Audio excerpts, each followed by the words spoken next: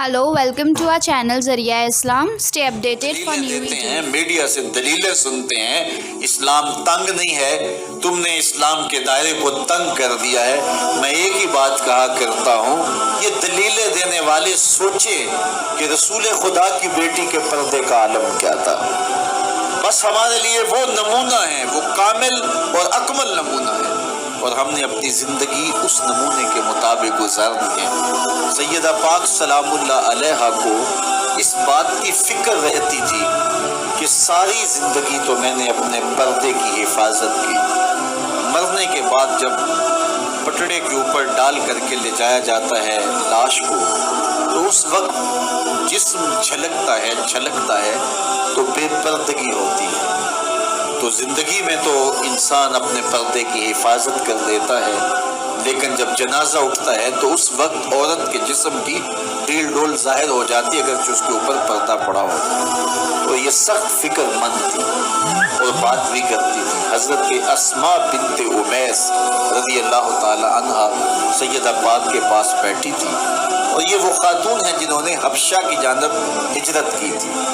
जब मुसलमानों पर हालात तंग हो गए तो 2 मरतबा हबशा की जानब हिजरत हुई है, और तीसरी हिजरत जो है वो मदीनतुल मुनव्वरा की जानब हुई। तो हबशा की जानब इन्होंने हिजरत की और वहाँ कुछ वक्त गुजारा था। तो इन्होंने कहा कि मैंने वहाँ एक मंजर देखा है कि चारपाई के चारों पाए जो हैं उनके साथ शाखें बांधी जाती हैं, और शाखें बांध कर उनको फिर आपस में जोड़ दिया जाता है, और उसके ऊपर कपड़ा डाल दिया जाता है, वो एक डोली बन जाती है, और उसमें औरत का जनाजा होता है। जब ये बात सुनी तो सैयदा की खुशी की इंतहा न रही। कहा ये तो बहुत अच्छा हुआ।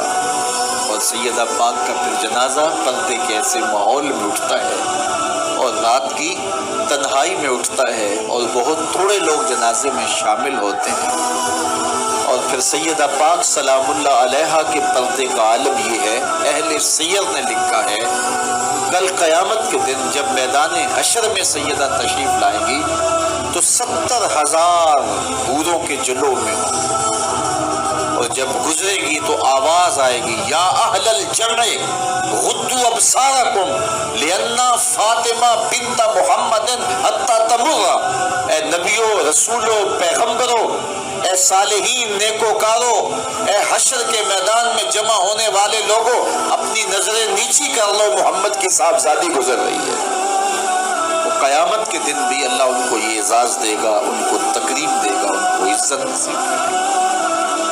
तो सैयदा पाक का नमूना ज़िंदगी हमारी मुक़द्दरात इस्लाम के लिए, हमारी बेटियों के लिए, बहनों के लिए कामिल, अकमल और मुकम्मल नमूना है। मज़राए तस्लीम रा हासिल बतूल मादरारा उसवाए कामिल बतूल।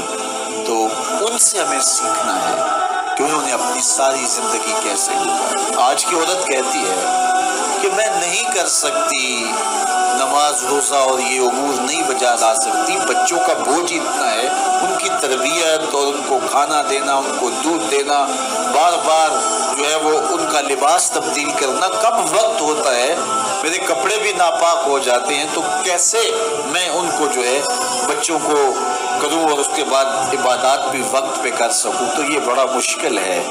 वो हज़रत सैयदा को देखें कि आप अपने कंधों पे मशकीज़ा भी उठा के लाती हैं, चक्की भी पीसती हैं, बेटों की तरबियत भी करती हैं, शौहर की खिदमत भी करती हैं, और मुसल्ला बिछा के जब खड़ी होती हैं तो सारी सारी रात क़याम में, कभी रुकू में, कभी सजदे में गुजर जाती है, और फिर कहती हैं, मालिक तेरी रातें इतनी छोटी हैं, तेरी बंदी का ज़ौक़े बंदगी ही पूरा नहीं होता, एक तो रात इतनी लंबी बना दे, जी भर के तुझे सजदा ही कर सके। उन्हें शिकवा रहता है कि रातें इतनी छोटी हैं और मेरा ज़ौक़े बंदगी ही पूरा नहीं होता। सारा दिन रोज़े से गुजरता है, रात क़याम में, रुकू और सुजूद में गुजरती है, और बेटों की तरबियत की तो वो कायनात ने ऐसी तरबियत का जौहर नहीं देखा है जो सैयदा फातिमा के घर में पलने वाले बच्चों में तरबियत का रंग नज़र आया, जिन्होंने अपना खून दे दिया लेकिन दीन की आन पे आँच नहीं आने दी। تو ان کی زندگی ہمارے لیے، ہماری مقدرات اسلام کے لیے، بہنوں بیٹی اور ماؤں کے لیے کامل اکمل نمونہ ہے۔ میری بہن، میری بیٹی، تو مغرب کی ٹینو نہیں ہے، تو مشرق کی بیٹی ہے۔ تو کوئی دیا نہیں ہے کہ جس کو جو چاہے اٹھا کے لے جائے۔ تو گھر کی رونق ہے، عزت ہے، آبرو ہے۔ تو سمٹ جائے گی تو معاشرہ پھیل جائے گا۔ اور تو اگر گھر میں سمٹ کے بچوں کو سنبھال لے گی تو امت بحر و بر پہ قابض ہوگی، لیکن اگر تو گھر کو نہ سنبھالا تو پھر امت کبھی بھی بامراد اور کبھی بھی سرخرو نہیں ہو سکتی۔ اگر پندے سے درویش پذیری، ہزار امت بمیرت تو نہ میری، بطول باش و پنہا شو ازیں اصل کہ در آغوش شبیر بگیری۔ اقبال کہتا ہے کہ امت مسلمہ میری ایک بات مان لے، ہزار امت مر جائے گی، امت مسلمہ تجھے موت نہیں آ سکتی۔ اور وہ کیا ہے؟ اللہ اکبر، بطول باش، قوم کی بہن سے، بیٹی سے، ماں سے مخاطب ہو کے اقبال بولتے ہیں بطول باش، بطول بن جا، وہ پنہا شو ازیں اثر، اور زمانے کی آنکھ سے پوشیدہ ہو۔ پھر در آغوش تو شبیر بگیری، پھر تیری آغوش میں بھی حسین ابن علی کے جانشین پرورش پائیں گے۔ تو اپنے آپ کو سمیٹ کے اس کردار کے سانچے میں ڈال لیا جائے۔ عورت کا دائرہ کار گھر ہے، چار دیواری ہے، اور اس چار دیواری کے ماحول کو آسودہ رکھے۔ وہ باہر نکل کر کے جو ہے وہ گھر کی ذمہ داریوں سے دستبردار نہ ہو۔ یہ ذمہ داریاں مرد کی ہیں کہ وہ باہر نکلے اور ضروریات کو فراہم کرے۔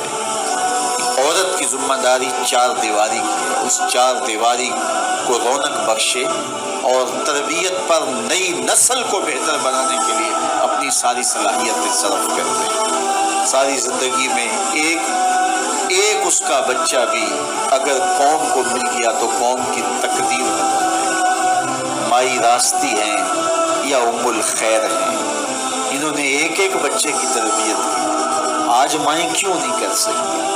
بابا فرید کی ماں بیٹے کے مزاج کو سمجھتی ہیں کہ یہ شکر کو بہت پسند کرتا ہے، تو شکر کی پڑیا مسلح کے نیچے رکھ دیتی ہے، اور بیٹا مسلح اٹھاتا ہے تو نیچے شکر کی پڑیا ملتی ہے، روز ڈیوٹی دیتی ہے۔ بیٹا شوق سے نماز پڑھتا ہے، بعد میں شکر کی پڑیا بھی ملے گی۔ ایک دن کہیں گئی تھی تو نماز کا وقت ہوا، ماں وہاں بے چین ہے اور وہی مسلح بچھا کے کہتی ہے مالک میری لاج رکھنا۔ آج بیٹا مسلح اٹھائے اور اس کو شکر کی پڑیا نہیں ملے گی تو راز کھل جائے گا، تو بیٹا کہیں بدظن نہ ہو جائے۔ اس کا گمان یہ ہے کہ مالک اپنی کرم نوازیوں سے یہ پوری مجھے ڈائریکٹ دیتا ہے، درمیان میں کوئی نہیں۔ اللہ اکبر۔ خیر ماں واپس پلٹی اور سب سے پہلے تجسس بھری نگاہ سے فرید بیٹے کے لب پہ کوئی شکایت۔ خیر ماں نے پوچھ لیا بیٹا نماز پڑھی تھی؟ کہا ماں نماز پڑھی تھی، لیکن آج جو شکر ملی ہے اس کا چس ہی کوئی اور تھا، اس کا ذائقہ ہی کوئی اور تھا۔ تو آنکھوں سے چھم چھم آنسو برسنے لگے، مالک تو نے میری لاج رکھ لی۔ تو پھر بتایا کہ بیٹے میں تو یوں ہی پڑیا رکھتی تھی، آج مالک نے جو ہے وہ میری لاج رکھی ہے اور تیرے مسلح کے نیچے پڑیا رکھ دی۔ پھر فرید بنانا۔ تو پیچھے ماں کھڑی نظر آتی، حضرت غوث اعظم رضی اللہ تعالی عنہ۔ اگر غوث اعظم ہے تو ان کے جبے میں 40 دینار ماں سی رہی تھی نا، اور ساتھ نصیحت کر رہی تھی کہ بیٹا جو بھی ہو جھوٹ نہیں بولنا۔ پھر ڈاکو کو بتا رہے ہیں کہ 40 درہم تو میرے پاس بھی۔ تو ڈاکو کہتے ہیں عجیب کہانی ہے، بھلا کو ڈاکو کو بھی پیسے بتایا کرتا ہے۔ کہا میری ماں نے کہا تھا جھوٹ نہیں بولنا، جو بھی ہو جائے لیکن جھوٹ نہیں بولوں گا۔ اب ڈاکو شرمندہ ہو کے بولتے ہیں یہ ماں سے جھوٹ نہیں بولتا، ہم رب کا حکم نہیں مانتے۔ اور یہ پہلے لوگ تھے جو حضرت غوث اعظم کے ہاتھ پہ جو ہے وہ توبہ کرنے والے تھے۔ اللہ اکبر۔ قطب الدین بختیار کاکی جب درس گاہ میں جاتے ہیں، استاد پڑھاتا ہے الف لام میم ذالک الکتاب، پورا پارہ سناتے ہیں۔ دوسرے پارے کا آغاز ہوتا ہے سیقول السفہاء من الناس، بچہ سارا پارہ سنا دیتا ہے۔ تیسرا پارہ، چوتھا پارہ، 14 پارے سنا دیے۔ کہا یہاں سے شروع کرو، سبحان الذی اسریٰ بعبدہ۔ کہا بیٹا جس درس گاہ میں 14 پارے پڑے تھے وہیں بقیہ قرآن بھی حفظ کر لیا ہوتا۔ کہا استاد جی میں کسی درس گاہ میں نہیں گیا، میری ماں 14 پاروں کی حافظہ تھی اور صبح جب اٹھتی تھی تو قرآن بھی پڑھنے لگتی اور کام کاج بھی کرتی، تو بچپن سے ہی سن سن کے ماں کی آغوش سے یہ 14 پارے یاد ہو گئے۔ تو مائیں اگر ایسی ہوں تو بیٹے ایسے ہوتے ہیں، اس لیے ماں کے کردار کو روشن کرنا ہوگا، ماں کے کردار کو بہتر کرنا ہوگا، اور ماؤں کے لیے کامل اکمل نمونہ سیدہ پاک سلام اللہ علیہا کا نمونہ زندگی ہے، اور ان کی زندگی کے ایک ایک پہلو سے روشنی لے کر کے، اجالا لے کر کے مخدرات اسلام کی زندگیوں میں چراغاں کیا جا سکتا ہے، اور ان کی زندگی سے ایک اچھی نسل تیار ہو سکتی ہے۔ کسی نے کہا تھا مجھے اچھی مائیں دے دو میں تمہیں اچھی نسل دوں گا، تو سیدہ پاک کا اسوہ ہمارے لیے یقیناً کامل اور اکمل نمونہ ہے۔ اللہ تعالیٰ ان کے نقوش پاک کی برکتیں اور ان کے وجود سے وابستہ رحمتیں ہماری ماؤں، بہنوں اور بیٹیوں کو نصیب کریں۔ اور آج کی اس مجلس میں ہم ان کی وساطت سے اللہ کی بارگاہ میں دعا کرتے ہیں، اے اللہ حیا سوز ماحول سے اس امت کو نجات عطا کر دے، اور اس امت کو پھر عظمت پارینہ اور رفتہ عطا کر دے، اور قوم کی بیٹیوں کو اسوہ بطول گامزن